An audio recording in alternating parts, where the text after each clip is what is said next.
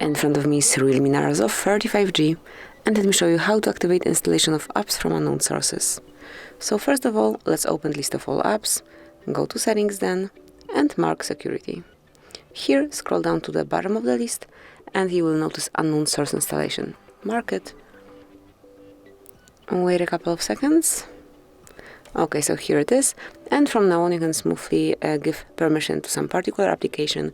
For example, if it's about Google Drive, just click here and then tap on Allow to give permission to this particular source, and then you can do it for any other app. And that would be all. This is it. Thank you for watching. Please subscribe our channel and leave the thumbs up.